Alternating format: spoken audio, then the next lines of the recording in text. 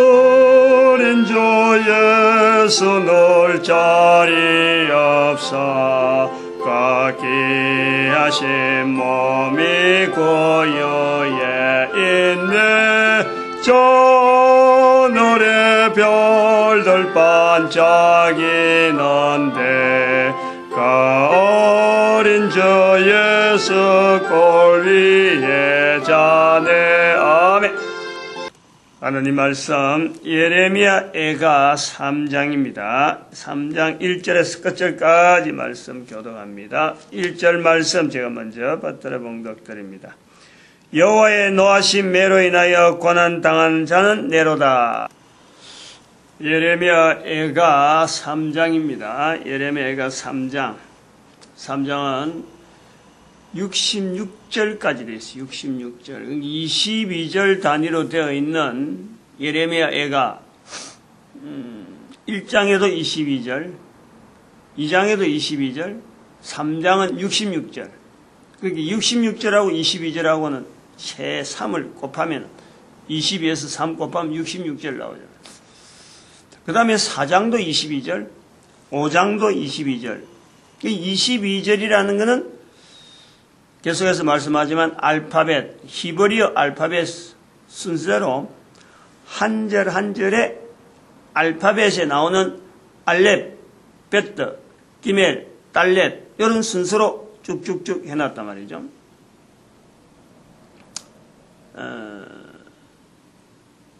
그래서 이걸 우리가 볼 수 있어요. 66장을 3장을 와보면은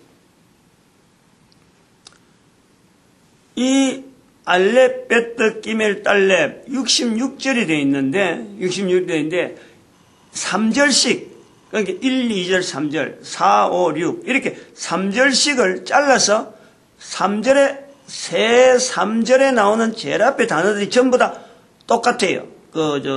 히브리어 알파벳이 알렙 같으면은 알렙이 1, 2, 3절에 맨 앞에 나오는 단어 거기에는 단어의 단어의 알파벳으로 구성되어 있잖아요.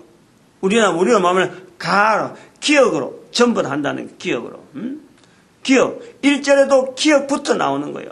가난한 사람이라, 가난한 자라든지, 안 그러면 가고파라든지, 1절이 가, 2절이 또 가, 3절도 가, 이런 식으로 똑똑똑 나온다는 거지. 이것이, 기억. 그 다음에 니은, 다음에, 4, 5, 6절은 니은으로 나, 다음에 2절도, 4절도 나, 5절도 나, 6절도 나, 7절은 또 다, 가, 나, 다. 이런 식으로 해갖고 나오듯이 1, 2, 3절 해갖고 3절씩을 묶어서 히브리어 알파벳 순으로 해놨다. 그러니까 세 절씩 있으니까 전체로 볼 때 66절이잖아요. 66절. 22절에 3을 곱하는 거예요. 이렇게 되어 있는 것이 시편 119편 119편에 가보면은 8절씩이 되어 있어요.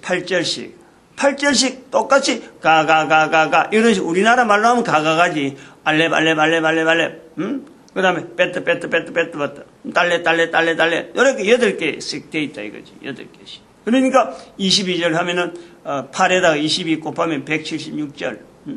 176절 참 그 자체가 있는. 그러면은 우리 여기서 한번 생각을 해볼 부분이 있어요. 이 66절, 22절, 66절, 22절 되어 있는 이 내용을 보면서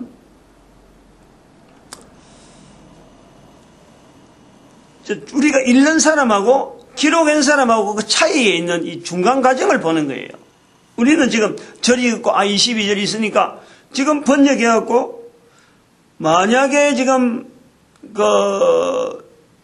쓴 사람 에레미야가 썼는데 에레미야가 써가지고 바로 번역이 되었다. 응? 에레미야가 쓴 것이 바로 번역이 되고 우리가 읽는다 그러면요. 절이 없어요. 거기는. 장도 없는 거지. 응? 장도 없고 절이 없는 거예요. 장도 없고 절이 없기 때문에 우리가 번역하면은 그런 내용을 전혀 알아낼 수가 없어요. 우리나라 말로 되어 있으면 지금 우리도 1, 2, 3절 되어 있지만은 1절에 보면 여호와 1절이 여자로 나오지. 그 다음에 2절이 나를 이끌어 나가 나오고 3절에 종일토록 하는데 이런 단어로 되어갖고는 이게 히브리어 알파벳이 되었다. 이 말은 어림도 없어요. 생각할 수도. 그러면은 기록을 해놓은 사람하고 우리가 보면서 66절이라든지 22절에 약간 의미를 찾은 것은 일단은 장을 나누는 사람이 이 장의 어떤 예레미야서 자체가 5장으로 나누는 작업을 먼저 한 거예요. 그 5장으로 작업한 사람도 기준이 있는 거고 또 5장을 이 예레미야 5장을 분리한 걸 보고 또 절을 갖고 하는 사람이 자기 읽어보고 요거는 절로서 1절, 2절, 2절, 3절 이렇게 다른 것도 절을 쭉 하면서 구분하면서 예레미야에서 와가지고 또 절을 구분했는데 이게 22절, 22절, 66절, 22절, 22절 형태로 되어진 거예요. 이런 형태로 되어 있다 보니까 이거 특이하다. 이제 읽는 사람이 그런 거예요. 왜 그랬는지 몰라도 예레미야가 기록하고 그 다음에 장을 구분한 사람이 있었고 또 절을 구분한 사람이 있었고 그 다음에 우리 같은 사람은 누가 장을 구분하고 누가 절을 구분하지 못했는데 구분해놓은 대로 지금 보는 거죠. 그러면서 우리가 볼 때는 이거 특이한 성경이다. 왜 22절일까? 그래 22절이 되어지는데 오늘 마침 볼 수 있는 나름대로 어떤 공부를 좀 해서 원어 그 구분만 찾아보면 되니까 보니까 이거 봐라 알파벳 순이네 이렇게 되어 있는 거예요. 한글로 번역된 거는 한글로 책을 봐고는 전혀 그러지 못한데 알파벳으로 되어 있네 하는 것을 우리가 찾는단 말이야. 그러면 이제 여기서 분명한 거는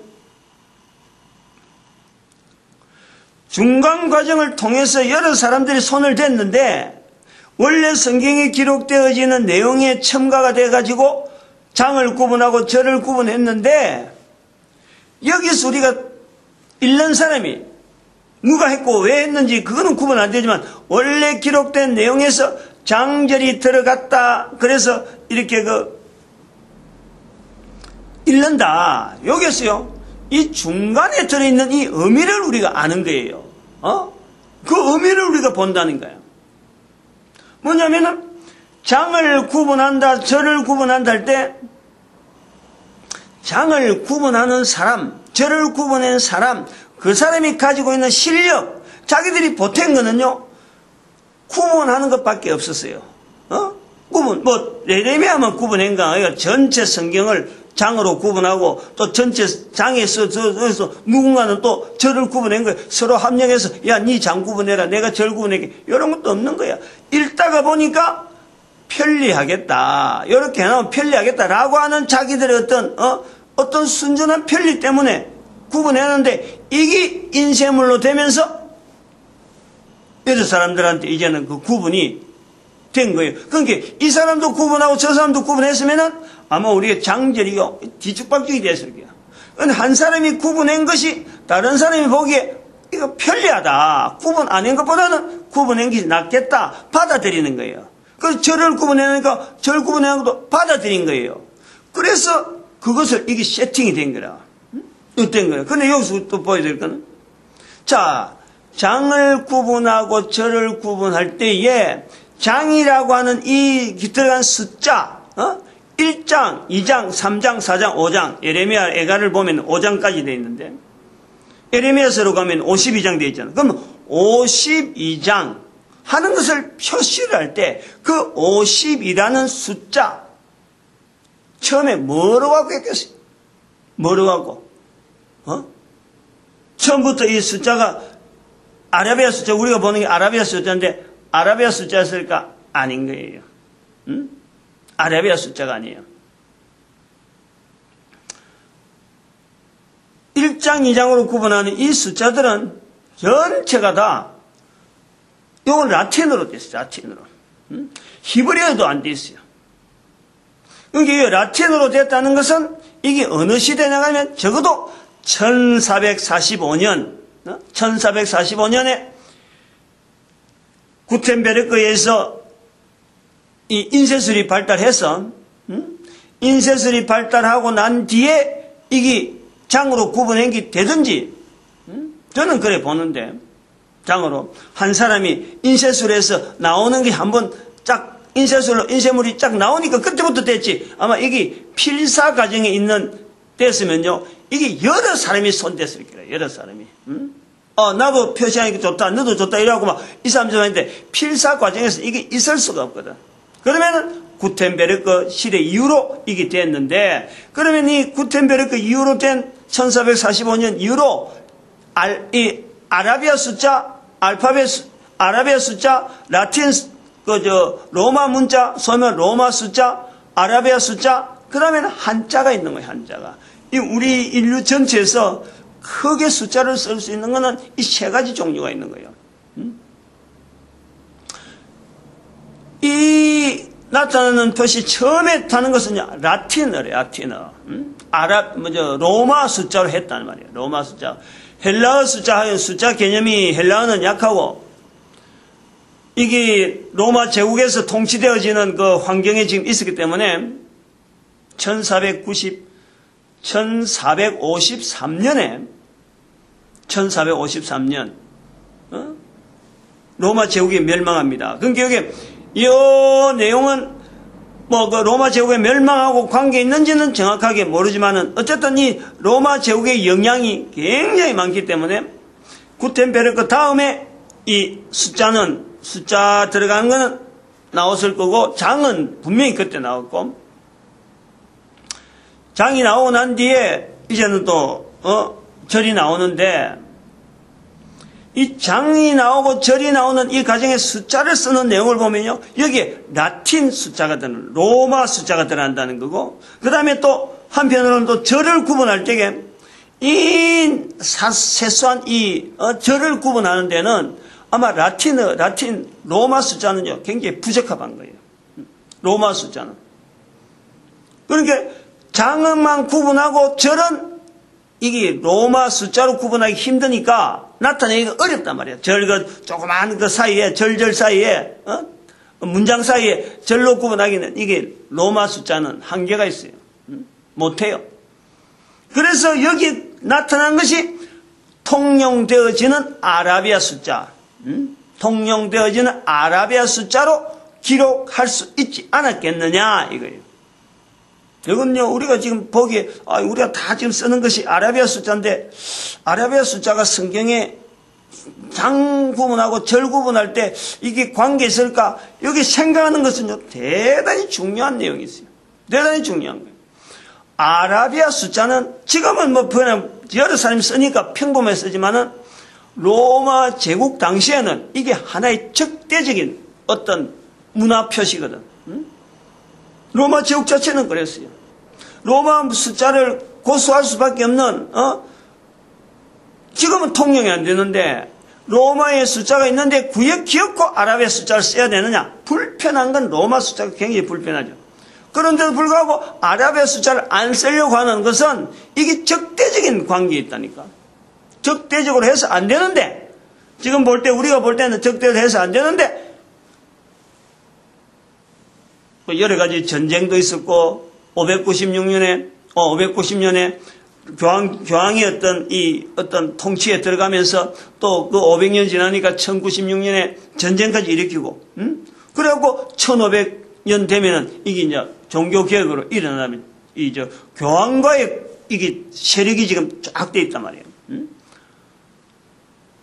근데 여기 이슬람 세력은 적이다 그래갖고, 이 십자군 전쟁을 일으키잖아. 그러니까 성경을 장을 구분하고 절을 구분하는 데에 아라비아 숫자가 들어갔고 라틴 숫자, 로마 숫자가 들어갔을 것이다 라는 개념은 이거는 굉장히 중요한 착상이에요. 아라비아 사람들의 쓰는 단어들이 소위 문자가 성경에 들어왔다. 이거는요, 당시에 보면은 이거는 아주 폐역무도하다는 그런 개념이 들어있는 거예요. 그런데 이게 들어갔고 우리는 지금 이런 걸 다 내용도 모르고 몰라도 성경을 보면서 이렇게 편리하게 이제 우리는 읽는 거예요. 몇 장 몇 절 가면 그 찾아서 바로 착착착 들어가잖아요. 몇 페이지, 몇 장 몇 절 이런 아랍의 숫자를 그대로 쓰잖아요. 이런 내용을요 우리는 하나님의 섭리로 받아야 돼요. 하나님의 섭리. 하나님은 이미 성경을 두고 이거는 이스라엘의 책이라라고만 가고 있던 그 책을 신약이 붙으면서 이스라엘 사람들이 자기 것이라라는 말을 못하도록 만들어놨고 그 다음에 거기에 장과 절을 구분하는 여러 가지 표시를 통해서 우리는 지금 편하게 읽고 있는데 그 장과 절을 구분하는 첫 들어가는 숫자들이 로마 문자가 첨가가 된다는 거예요. 성경에 로마 문자가 첨가가 되는 거예요. 성경에 절대 손 못 대는 어떤 것처럼 되어 있었는데 이게 로마 문자가 들어간다는 거예요. 지금은 표 안 나요. 지금은 전부 아라비아 숫자니까. 그 다음에는 이 성경에 아라비아 숫자가 들어가 있다는 거예요. 이 성경에. 네, 이거는 제 설교 안 듣고는 이런 내용에 대해서 이게 뭔가 신기한가 이런 거 모르는 거예요. 제가 책에도 이렇게 쭉 써냈지만 뭐 이런 내용은 안 써냈어요. 뭐 성경에 뭐 아라비아 숫자가 있다, 로마 문자가 있다, 이런 로마 숫자가 있다 이런 것까지 뭐 적어놨지 않았지만은 성경은 모든 사람을 구원하시기 위해서 모든 사람에게 이게 드러나게 나타내는 성경이 생성되는 과정과 지금 우리한테까지 전달되어진 과정을 보면은 어느 나라 어느 개인이 성경에 있는 어떤 내용을 가지고 이건 내가 썼다, 내 것이다, 우리나라 것이다 라고 할 수 없을 정도로 성경은 보편적으로 누구나 읽을 수 있는 환경이 성경이 형성되어지는 가운데 우리가 나타난 거예요. 또 요걸 강조하려는 거예요. 이거를 예레미야서의 예레미야 애가의 22절이라고 하는 이 개념으로 되어 있는 것을 우리는 이걸 절이 되어 있다 하는 그것만 갖고라도 우리는 성경이 얼마나 편리하게 찾기 쉽고 그 다음에 22절이라고 하는 그것 때문에 찾아본 적 이게 히브리어 알파벳하고 관계 있구나 하는 걸 발견하는 거 아니에요. 그리고 66절 같은 경우에도 왜 66절이로 했을까? 절을 하는 사람이 절을 구분하면서 보니까 이 3장이라고 되어 있는 이 내용 안에 범위 안에서 그런 거예요. 3장을 자기가 구분한 게 아니고 이미 되어 있는 3장으로 유통되는 그 내용을 보면서 절을 구분해 보니까 이게 마찬가지로 1장, 2장, 1장, 2장, 4장, 5장과 마찬가지로 이것도 이브리어 알파벳으로 되어 있는데 3절씩 이렇게 구분되어 있는 그래서 장을 하나 딱 묶어놨단 말이에요. 띄어놨단 말이에요. 그럼 여기서 1절, 2절, 3절을 다시 그 알파벳 순으로 그 하나하나 있는 걸 표시해 본 적 이게 66절이 되는 거예요. 66절. 그런데 분량은 보면은 66절에 가지만 1장, 2장이나 3장이나 실제로 글 분량은요. 이게 똑같아. 비슷해. 22절 하는 분량이나 66절 하는 분량이나 비슷하단 말이에요. 그러면 4장, 5장, 1장, 2장, 3장, 4장, 5장 전체가 한 장이 가지고 있는 분량이 결국엔 22절에 해당되는 22절에 해당되는 각 장의 그 분량만큼의 지금 차지하고 있는 거예요. 내용 문자적으로 숫자의 어떤 전체적인 양을 보면은, 그 문자의 양을 보면은, 문장의 이런 양을 보면은 비슷하는 거예요. 우리가 이거를요, 하나님께서 성경을 가지고 성경을 통해서 어쨌든 하나님의 섭리 가운데 바르게 성경이 바르게 읽히길 바라고 또 여러 사람들한테 나타내지길 바라는데 자기가 추구하는 이런 어떤 여러 가지 내용들이 해석하는 것도 마찬가지고 그 속에서 성경이 원래적으로 원하는 디모데전서 2장 4절에 있는 모든 사람이 구원하기를 바라시는 하나님의 섭리 가운데 이 성경을 보면서 자기가 뭔가 추가를 해야 되겠다, 여기에 뭔가 필요하겠다는 내용이 들면요, 반드시 그거는요 나타나게 되어 있는 거예요. 나타나게. 자기는 몰라요. 한 사람은 몰라요. 쓰시는 분이 성령님이기 때문에 그 중심을, 인간의 그런 중심과 성경 전체가 가지고 있는 그 중심하고 인간이 거기에다가 딱 내가 이래 쓰임받길 바랍니다 하고 얹히면요 반드시 그거는 쓰는 거예요. 이걸 우리가요 에레미야서를 통해서 우리가 봐야 된다 이거지. 다시 말하면 에레미야서가 66장으로 3장이 66장으로 되어 있고 22장 22절 이래갖고 5장으로 되어 있는데, 예레미야가 글을 쓰면서 이렇게 해라 말을 안 했어요. 그런데 그렇게 할 수 있도록 자기가 의도적으로 남겨놓은 것이 있는 거예요. 뭐냐면은 글을 쓰는 사람이 아무렇게나 글 쓰지 아니하고 이 글을 통해서, 남기는 글을 통해서 에레미야서와 에레미야 애가가 분리되도록 에레미야서를 기록하면서 글을 쓰는 에레미야가 알파벳 순서로 글을 남기는 거예요. 그거는 자기가 알려고 하는 거 아니잖아. 자기가 찾으려고 하는 거 아니잖아. 내가 전에 뭘 쓸지 하고 그거 보려고 하는 게 아니란 말이에요. 자기의 마음을 통해서 후대 사람들이 글을 보게 된다면은, 적어도 히브리어를 쓴다는 사람들은 이 글을 보면은 이 글을 남긴 목적이 뭐다, 후손들이 바라고 남기는 거지 자기가 뭐 어떤 내용을 쓰려고 하는 게 아니다. 그러면은 하나님께 주어지는 선지자의 어떤 입장에서는 주어지는 말씀이 아니면 안 기록하지 않는데, 주어지는 말씀이 아님에도 불구하고 남기는, 그러면서 그거는 히브리어를 쓰는 이스라엘 백성들 후손들이 보면은 덜컥 이거는 우리 바라고 우리가 읽어야 되는 내용이구나 하고 받아들일 수 있는 그 방법이 뭐냐니까, 이게 에레미야에게 가지고 있는 이스라엘 사람들이 일반적으로 생각하고 있는 그 내용이란 말이에요. 그 환경이라니까, 그 문화라니까. 히브리어 알파벳으로 기록해진 있는 이런 문장들은 자기가 하려는 거 아니고 후손들에게, 다른 사람들에게 같이 공감하고 같이 나눌 수 있는 글들을 남길 때는 이 글을 쓰는 거예요. 이렇게 이런 형태를 남기는 거예요. 이걸 우리가 에레미야서를 통해서 본다는 거예요.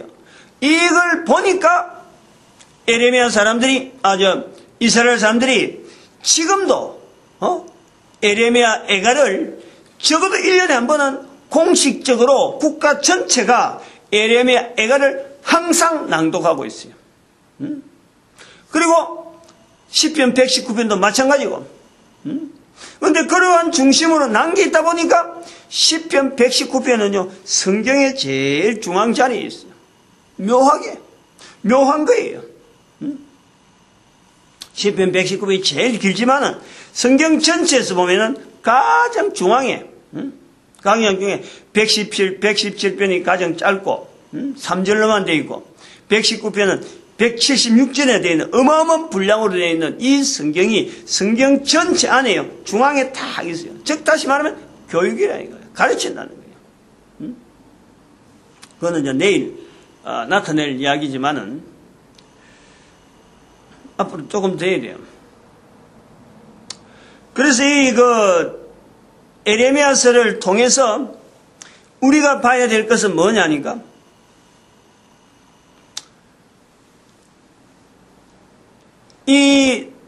내가 가지고 있는 환경, 내가 가지고 있는 어떤 여건, 내만이 가지고 있는 독특한 환경을 어떻게 하든지 모든 사람을 구원시키고자 하는 하나님의 섭리 가운데 내가 뭔가가 쓰임받겠다는, 뭔가가 내가 기여를 하겠다, 그 인생으로서 내가 주어졌다라고만 받아들이면요, 누구든지 성경에 기록하는 것처럼 하나님 나라에서 기록되는 거예요.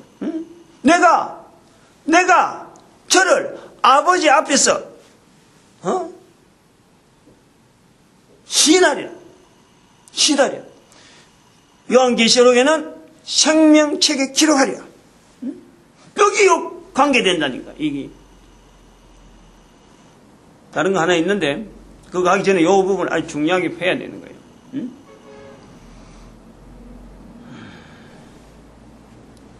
강조해야 돼요.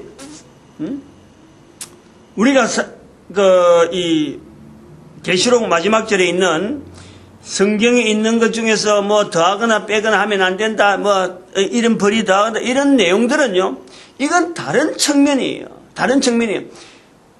하나님의 말씀이 성경이 우리에게까지 전달되는 과정을 보면요, 정말 기이하고 정말 기묘하고 너무나 오묘한 내용이 이 성경이 형성돼서 우리에게까지 전달되어지는 내용이 있는 거예요. 내가 그것을 책에다가 성경의 이해라는 부분 안에 일부 들어있지. 이렇게 뭐 동영상 하면서 남기는 이런 말은 다 안 들어있다니까. 397년이라는 캘커타, 칼타고 캘커타는 인도니까 아니고 칼타고에서 이게 결정이 됐는데 이게 되었다 그래서 성경 우리한테 쓴 게 아니잖아요. 적어도 영어 성경이 나타나기 전에 1517년 종교개혁 있고 난 뒤에 그 다음에 그걸 통해서 영어 성경이 나타나는데 영어 성경이 나타나고 영국이 영어 성경을 막 뿌리는 거예요. 그런 환경이 있는 거예요. 그걸 뭐 성교하려고 한 게 아니고 무역을 막 하다 보니까 영어에 대해서 막 수요가 있으니까 필요해서 하는 거예요. 하다 보니까 그게 미션이 되는 거예요. 미션. 오늘날 선교라는 말이, 선교라는 이런 환경이 주어진 것이 미션이 나오는 거예요. 그 미션 덕분에 우리 민족이 복음을 받아들인 거 아니에요. 이 선교하고 관계 있는 거예요. 복음이 전달되는 과정에. 그러니까 우리 민족이 또 독특한 것은 이 성경이라고 하는 이 가지고 있는 묘한 그 섭리 속에 우리 성경이 우리나라 이 어떤 그동안에 쭉 넘어오던 홍인간이라고 하는 이 구조가 여기에 딱 맞닥뜨리는 거예요. 누가 홍인간 때문에 맞닥뜨리는 것도 아니고 누가 뭐 이렇게 하자 어떤 의도는 없는데 하나님의 섭리 가운데 우리가 여기에 딱 맞닥뜨린 거예요. 우리 민족만의 독특한 어떤 섭리 가운데 여기에 딱 맞닥뜨린 거예요.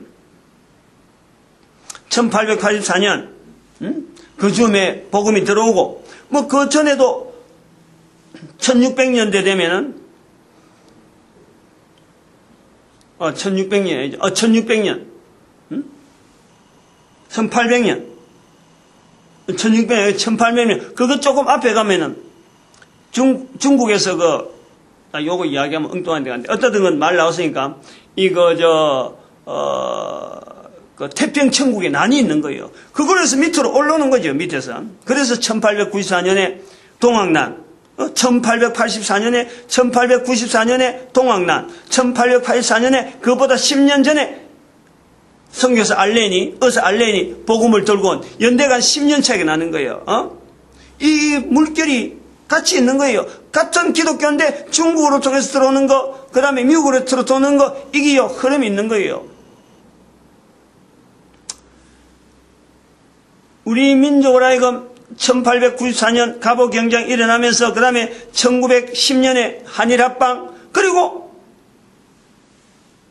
한글로 이제 말이 막 나오면서 한글이 되어지면서 성경 자체에서요. 한글이 그동안 쓰여왔거든. 복음서를 이걸 전하는 가운데 성경을 전하는 가운데 우리 민족이 일반 사람들 써도 안 하는 정부에서 써도 안 하는 이 문자를 가지고 성경을 가지고 복음을 하는 이런 일들을요 이미 해왔던 거예요. 1884년 그때 1884년은 언더우드 목사가 왔을 때인가? 알렌이 아닐 수도 있어요. 좀 더 정확한 연대는 내가 정확하지 않기 때문에 1884년 언더우드하고 아펜셀러 목사가 왔을 때고 알렌 목사가 왔을 때는 더 일찍 온 거로 봐야 되겠는데 다시 한번 좀 점검을 해봐야 돼요. 이런 내용이 우리 민족이 지금 열방의 선지자라 하는 이 내용하고 연결되어 있다는 거예요. 이게 사소한 것 같은데 조금씩 첨가되면서 우리에게까지 복음이 전달되는 이 과정은요 앞으로도 계속 복음은 이렇게 나타나서 진행이 될 거예요. 뭔가 나서서 뭐 깃발 들고 야 우리 전체 움직이자, 전체 움직임 눈에 보이는 이렇게 되어지는 형태가 아니고 하나님의 섭리 가운데 누가 움직여서 이런 일이 되어지는가 라고 하는 것을 모를 정도로 전체를 보면은 하나님의 이름으로 들어갈 수 있도록 되어지는 거예요. 그러니까 제가 나타나는 것은 사람이 이 복음을 전하는 또 하나님께서 모든 사람을 구원받기를 바란다라고 할 때에 자기 이름을 드러내는 일은요 철저하게 막아야 돼요. 철저하게 자기 스스로 그래야 돼요. 열방의 선지자라고 하는 이런 말은 자기 개인은 나는 열방의 선지자의 자리가 내가 있겠구나 하고 받아들이는 건 좋은데 내가 그러므로 모든 사람 앞에서 깃발을 흔들고 나를 따르라 이렇게는 절대 하면 안 된다 이거지. 그건 안 되는 거예요. 예레미야도 선지자지만요 예레미야 이름이 싹 감춰지잖아요. 자손들이 보고 후손들이 보고 예레미야 선지자 이런 말을 남기고 그래서 성경 안에 집어 있는 거예요. 그리고 오늘 우리도 예레미야가 남긴 글이지만은 예레미야가 아니고 하나님께서 예레미야를 통해서 나타나신 그 사역을 보는 거예요. 이제 3장으로 들어오는데 3장에 이런 개념이 왜 중요하냐면은 3장의 개념 자체에 의해서 이게 66장까지 되어 있으면서 독특하게 3절씩 묶어서 알파벳 순으로 해놓은 이 내용에 이 내용을 고난이라는 내용을 했단 말이야. 우리 교회라고 하는 이 환경, 즉 열방의 선지자라고 하는 이 걸어가는 걸음에 첫 번째 예배, 두 번째 전도, 세 번째 고난, 3장이 그러잖아요. 3장 고난. 인생의 전체 고생 덩어리 고난. 그리고 4장은 교육, 5장은 부활, 회복. 이런 쪽으로 우리가 보겠다. 예수님의 재림. 이렇게 해서 열방의 선지자가 걸어간 다음에 하나의 교회의 형태로서 교회가 보는 시각으로 온 인류를 향해서 열방의 선지자가 어떤 발걸음으로 교회를 보겠다. 이런 교회에 걸어가는 걸음을 나타내는 이 접근하는 어떤 알맹이 있는 이런 단어들, 행동 요령, 요걸 나타내겠다 할 때 이 에레미야 에가서를 본다. 5가지 본다 했는데 이 부분은 고생이라. 1장, 2장하고 4장하고 5장하고 그 사이에서 3장하고 차이가 뭐냐니까 3장은요 철저하게 예레미야 개인의 표현을 나타내는 거예요. 내가 어떻고 나를 어떻고 내가 이런 고생 내가 전부 다 자기하고 관계되어진 내용이에요. 그런데 4장 1장 2장에 넘어오는 4장 5장은요 그게 아니에요. 3장 빼버리면 자기가 바라보는 이스라엘의 어떤 관점들 여러 가지 예루살렘의 여러 가지 부족한 부분들 또 나라가 어지러운 그 형태를 사회의 여러 가지 형태를 바라보는 내용으로 기록했다면 3장은 철저하게 자기에 대한 거예요. 자기. 그래서 1절에 보면 여호와의 노하신 매로 인하여 고난 당하는 자는 내로다. 고난 당하는 자는 내로다. 고난 당하는 것 자체가 예루살렘의 멸망이라는 자체가 하나의 고난으로 보는데 그 고난 자체가 자기 자신을 통해서 드러내는 거예요. 내가 나의 모습을 통해서 예루살렘의 고난을 드러내는 거예요. 나타내는 거예요. 다시 말하면 열방의 선지자는 이 걸음 자체를요. 온 인류가 당하는 개인의 어떤 고생들, 개인의 어떤 여러 가지 어려운 상황을 가지고 우리가 보겠다라는 것은 열방의 선지자로서 나아가는 개인 자체 또 우리 국가 자체, 우리 민족의 여러 가지 고난의 흔적들, 내 개인의 살아가는 삶 속에서 여러 가지 고생의 흔적들이 결국에는 지나고 나면, 세월이 지나고 나면 내가 하나님 앞에 열방의 선지자로 쓰임받겠다. 예레미야 선지자처럼 선지자로 지내는 그 중에서 고난당한 자 내로다 하는 그 시각이 있는 것처럼 당할 때는 괴롭고 어렵고 참 어쩔 수 없이 깜깜한 밤을 여기 보니까 2절에 보니까 흑암에 행하고 광명에 행하고 깜깜해요. 얼마나 쫄리고 그러고 별로 나타낼 것 없는 것 같은 그런 걸음을 걸어갔는데 중심에 하나님 앞에서 모든 사람이 구원받기를 바라는 그 중심만 하고 성경의 중심하고 같은 내용으로 가기만 하면 하나님께서 그 걸음을요 쓰시는 거예요. 그러니까 내가 지금 당하는 상황은 고통이고 고난이 될 수 있어요. 어려움이 될 수 있어요. 고난 당한 자가 낸 거야. 나를 통해서 비추어서 인류의 걸음을 나타내는데 하나님이 쓰신다. 내 고생이 헛고생이 절대 아니에요. 우리 한 인생 한 인간이 어떤 모양으로 살든지 간에 어떤 형태로 살든지 간에 남들이 보기에는 나를 비웃을지 모르지만 여기 나오잖아요. 응? 14절 보니까 나는 내 모든 백성에게 조롱거리 곧 종일토록 그들의 노랫거리가 되었도다 하고 비웃음을 받을지 모르지만은 그러한 비웃음을 받는 내가 성경에 있는 대로 성경의 말씀대로 열방의 선지자로서 그리고 온 모든 사람이 구원받기를 바라는데 하나님 앞에 내가 어떻게 쓰임받을까 하는 걸음으로 나가기만 하면요, 하나님께서 아버지 앞에서 내가 저를 기억하리라, 내가 저를 시인하리라 분명히 이 제공되는 거예요. 그것이 바로 생명책이라. 생명책. 요 보장을 우리가 보는 거예요. 지금 여기 성경 속에 들어있는 예레미야 입장이나 지금 말하는 내용이나 이게 하나도 다른 게 없고 그 시대나 지금이나 앞으로도 동일한 거예요. 여기 성경이라니까.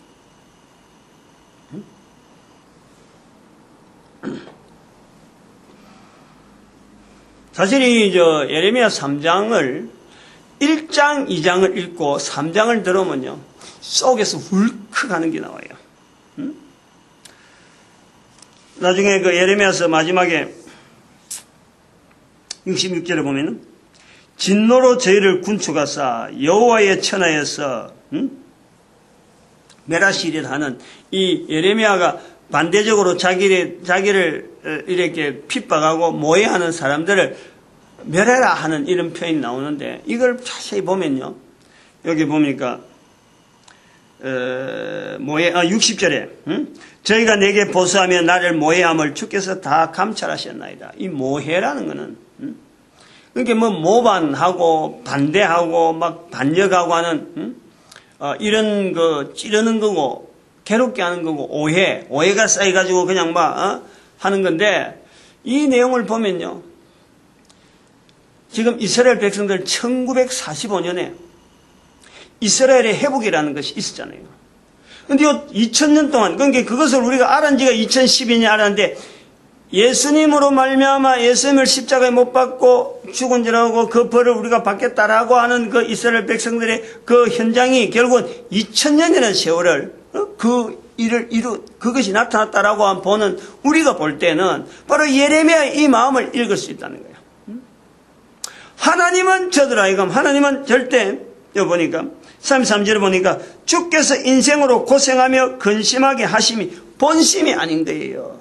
하나님께서는 분명히 다른 뜻이 있는데 인생은 그걸 보면서 하나님에 의해서 지금 저주를 받아서 매를 맞는다라는 것이 586년에 BC 580년 예루살렘 멸망이라 그 사건이나 2000년 동안에 예수님 십자가로 법받고 난 뒤 2000년 동안에 이스라엘 백성들이 걸어가는 1945년 또 2012년 현재까지 이것이 우리는 볼 때 하나님에게 저주받았고 절대 이스라엘 백성들은 평안이 없을 것이다. 말은 예루살렘 평안 살롬하고 있지만 이스라엘 백성들은 평안이 없다 하는 눈으로 바라보는 그 자세가 모해라는 거예요. 모해. 그러면 그 자체를요, 모해 받고 있는 그 자체를 내가 과연 감수할 수 있느냐요. 내가. 그러면 이런 내용을 갖고 우리가 보면요, 내 걸음에서 나타나는 고생거리, 여러 가지 힘든 내용들, 이것이요, 정말 하나님, 이 이스라엘 백성들이 당하는 이 상황에 들어가 보면은 정말 내가 견딜 수 있는 내용이지, 절대 내한테 어려운 나타나는 일은 내가 못 견디고 이것 갖고 이런 상황 속에서 나를 왜 만들었나 싶어서 자기 목숨을, 자기가 죽이려고 하는 이 자살은요, 절대 할 수 없는 거예요. 절대. 우리가 이 예레미야서를 통해서 그걸 받아야 돼요. 고생이라는 이 환경을 3장에서 우리가 보는 이 고생이라는 것은 누구든지 인생은 고생한다. 그러나 그 고생의 의미를 내가 해결하려고 하고 내가 고생해서 벗어나려는 게 아니고 그 고생하는 그 걸음은 하나님께서 필요하셔서 이스라엘 백성의 1년도 아니고 2년도 아니고 2000년이 넘도록 고생하는 저 인생들, 저 걸음들, 국가 전체를 우리가 보면서 우리 눈으로 분명히 하나님의 회복하심을 보잖아요. 하나님 회복하심을 봤잖아. 1940년을 봤잖아. 그걸 누가 볼 거냐? 대한민국의 강복의 이 외치는 우리가 그걸 본 거 아니에요. 근데 지금은 전혀 연결하지 않았지. 그 연결을 제가 해주는 거예요. 연결을. 이 자리에서. 제가 할 일은 그 연결을 자꾸 해주는 거예요. 1945년이 이게 보통 그게 아니다. 국가 역사 가운데서 하나의 광복이라고 하는 그 사건을 만난 거로 끝날 수 있지만은, 그러나 전 인류가 볼 때는 바로 우리 민족을 통해서 광복을 보는 거예요. 우리 민족의 광복을 통해서 전 인류에게 광복을 나타내는 사건. 그것에서 나타나는 사건을 보면서 이스라엘을 바라본 적, 우리로만이 대한민국으로 출현으로 말미암아 이스라엘이 회복되어지는 사건에 대한 정인이 되는 거예요. 정인이. 바로 이것이 우리가 고생당하는 민족, 한반도에서 대륙과 바다를 끼고 반도국가에 있으면서 어느 누구 하나가 우리한테 참 도움될 만한 그 없는 외로운 그 하나의 과정에 우리가 있었다면, 이스라엘은 말바꿈 속에서 이리 밟히고 저리 밟히는 가운데 외로운 또 하나의 육지 가운데 섬이고, 우리는 바다에 있는 반도 가운데서 외로운 또 하나의 섬이 있는 거예요. 이 두 나라가요, 열방의 선지자 시대, 이제는 부활통일 시대에 서로 간에 협력해야 될 관계가 있다. 고생이란 이 환경이 서로 공통되어지고, 그리고 여기 또 하나 22절인가 22절 요건 해야 돼요. 22절에 있는 내용 요거 하려고 아까부터 멈추면차다 지금 넘겼는데, 여호와의 자비와 긍휼이 무궁하심으로. 한번 보십시오. 저는 이 66절 그 3장 66절 가운데 요 22절에 나오는 이 표현을 말할 수 있는 예레미야, 이게 우리가요 신앙이라 하는 어떤 그게 들어갈 수 있다니까. 여호와의 자비와 긍휼이 무궁하다. 나라가 멸망되고 자기는 지금 애굽을 갔는데 소망이 어디 있어요? 소망이 없어요. 그러나 분명한 것은 이스라엘 백성들에게 역사 가운데서 하나님의 베푸신 분명한 자비하심과 긍휼하심에 대한 그 자체가 흔적들이 있잖아요. 흔적들. 그 흔적들 때문에 예레미야는 이렇게 표현할 수 있는 거예요. 우리가요, 제가 지금 이런 말하는 이런 지금 현재에서 내가 남들한테 내놓을 기면 떳떳하고, 자랑스럽고, 이거 내가 지금 이렇게 실적이 있다, 이러고 나타낼 만한 거, 요거 지금 그런 상황이라서 뿌듯하고, 날 좀 보라 한 듯이 나타낼 입장 같으면요, 사실 제가 이게 눈에 안 들어와요. 이게 바로 내 입장하고 같으니까. 내 상황 속에서도 에레미야 상황이 같다라고 하는 고생덩어리 하는 걸음에 걷는데, 어떻게 이런 가운데서도 예레미야는 이런 표현이 나올 수 있을까? 나를 돌아보게 하는 거예요. 나는 못하겠는 거예요. 나는 못할 형편을 내가 같이 공감하는 가운데 예레미야가 딱 이 말을 나오니까 할 말이 없는 거예요. 할 말이. 그래서 아까부터 이 말을 자꾸 연결하려다가 지금 원하고 내용하고 떨어질까 싶어서 다시 들어갔는데 해야 돼요. 이 표현. 참 교회의 이 형태로 열방의 선지자를 통해서 걸어가는 걸음을 예배, 전도, 또 고생, 그 다음에 교육, 또 부활, 이런 구조로 보겠다는 것을 이렇게 예레미야서, 에가서에서 이렇게 받아낸 것도 내가 뭐 어디서 보고 배웠어 이런 건 아니잖아요. 열방의 선지자로 선포를 하고 나니까 예레미야서, 에가서가 있는데 그 내용을 읽지도 않으면서 이거 완전히 개인적인 표현인데 이걸 어떻게 할까 하고 고민한 거 아니에요. 예레미야서 에가서 읽지도 않았는데. 근데 그 중에 그건 알거든. 22절로 된 건 알거든. 그러니까 이게 뭔가가 이게 어떤 독특한 구조다 하는 그거에 대한 착상을 해서 이거 5가지를 하나의 교회 형태로 해서 하면 내가 단어를 한번 만들어 본 거죠. 예배, 처음에는 예배보다는 또 뭐 다른 거 뭐 했다가 새벽기도 한번 갔다가 다른 교회 새벽기도 한번 갔는데 그 가서 설교를 들으면서 이거 이제 예레미야서 애가서를 준비하면서 내가 지난주에 딸 집에 갔다 했으니까 그 딸 집에 있는 교회를 내가 거기서 가까운 교회를 새벽기도 가서 설교를 들으면서 이거 나는 그 걱정하는 거지. 이 설교를 내가 예레미야서 애가서를 해야 되는데 하고 가는데 이 구조가 나오는 거예요. 그 설교 들으면서 나온 거예요. 그래서 내가 그때 정리한 거지. 그 정리란 이런 내용이 내한테는 신기하고 요렇게 됐으니까 지금 하는 거지. 어디서 공부하고 어디 책 보고 한 게 아니라니까. 야, 이런 것이 필요하다. 손가락 5개, 이렇게 하고, 마찬가지, 우리가 글을 쓰면서 한쪽 손은 보잖아요. 한쪽 손은 이렇게, 손가락은 하나는 글 쓰고 하나는 보고 하는 이런 내용이 있고, 5개 손가락. 그런데 여기서 하나 더, 22절 부분 하나 더 해야 될 게 뭐냐면은, 이 표현 자체도 중요하지만은, 여기 무궁이라는 게 나오잖아요. 무궁. 그 우리나라 꽃이 무궁화잖아요. 그러면요, 아까 제가 말했지만 성경이 형성되는데 여러 가지 첨가된 여러 가지 내용들, 해석되어지는 내용들 이런 것 중에서 우리가 지금 쓰고 있는 뜻밖의 쓰고 있는 이런 말들 중에서 누군가는 그 중심을 다해서 하나님께서 나타내시기를 원하는 그 어떤 구원의 길에서 알아야 될 만한 내용들을 누군가는 말을 해놨고 만들어낸 일이 있어서 우리가 그걸 편리하게 쓰는데 우리나라 꽃이 무궁화라는 이 꽃이 되어지는 이런 말로 되어졌을 적에 그 말을 쓸 수 있는 근거를 어디서 찾았을까라고 할 때에 일제시대잖아요. 일제시대.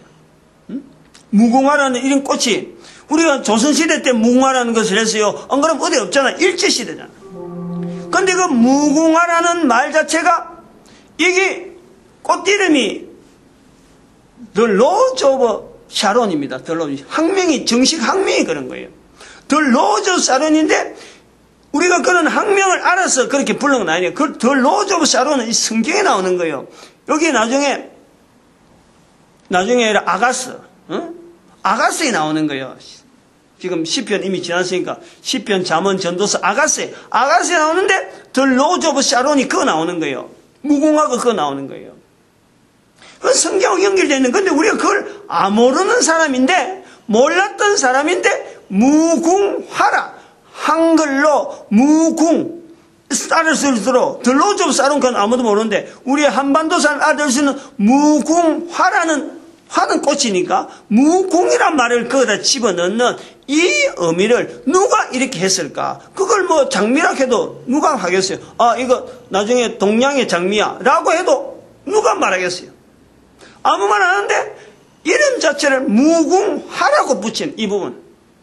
이게 일제시대에 우리 민족을 나타내는 하나의 꽃의 상징으로서 나타난다. 그러면은 본문에 나오는 22절에 있는 여호와의 자비하심과 긍휼하심 무궁하다 하는 이 부분이 이 자체를 예레미야 애가서를 자체를 한번 분석해 보면 22절의 이 표현 자체가 이게 너무 위로가 되는 거야. 너무 감사하는 거지. 나는 이런 표현이 나올까? 즉 우리 대한민국이라고 하는 그 한반도 자체가 일제강점기에서 탄압받고 백성들이 고통당하고 있는 그 세월 속에서도 이 백성들이 해방될 것이다. 이 백성들이 강복이 될 것이다. 어떻게 하나님께서 이 한반도를 두고 지금까지 보호하시니까 분명히 있을 것이다 하는 소망을 누군가가 보고 그 이름 하나에다 붙여준 거예요. 무궁화라는 이름에 그 꽃은 그 꽃 자체가 학명이 있는다면 이런 거 생각도 안 하는 거지. 모르는 시대이지. 영어로 되어진 내용을 누가 일반화되어지겠어요. 근데 그 꽃을 보면서 무궁화라는 이런 표현을 할 수 있는 그 어떤 선각자 누군가가 있다는 거예요. 누군가가. 아까 했지만 장절을 구분해야 하는데 아무도 모르는 거예요. 근데 우리는 편리하게 쓰는 거예요. 무궁화라는 의미가 우리 온 인류 가운데, 우리 대한민국 백성 가운데 지금의 일제강점기를 지났기 때문에 우리는 무궁화에 대한 의미를 우리나라 꽃이라 해서 특별히 우리는 짓밟히고 밟히고 하던 이 역사 현장을 연결하면서 우리는 무궁화에 대한 개념을 굉장히 가지잖아요. 요걸요 우리가 알아야 된다는 거야. 요 개념을 성경에는 다양한 사람들이 다양한 형태로 등장하는데 전체가 한결같이 이 성경에 등장하는 여러 내용을 가지고 사용하는 사람들이 현장에서 바로 우리 내 인생의 걸음을 통해서 다른 사람의 고생, 다른 사람의 고난의 현장에 우리가 빛을 비춰줄 수 있는 그 자리가 바로 성경을 읽는 우리가 나타내야 될 자리랍니다. 여기 나온 대로 33장이라고 하는 그 참 질퍽한 고난 덩어리, 그 캄캄한 곳, 길도 없이 헤매고 아무도 도와주지 않는 그 어떤 고통의 현장에서 다른 사람들에게 빛을 비출 수 있는 여호와의 자비하심과 긍휼하심이 무궁하다. 이런 이야기를, 이런 말을 할 수 있는 것이 바로 열방의 선자가 아닐까 보는 거예요. 너무 시간이 많이 간대요. 마칩시다. 전도자 되어지게 하심에 감사하고, 교회는 전도를 하나 돼야 되고, 그리고 우리 민족을 전도 국민 삼아주신 하나님께 감사하는 축복하는 시간 73장합니다. 주여!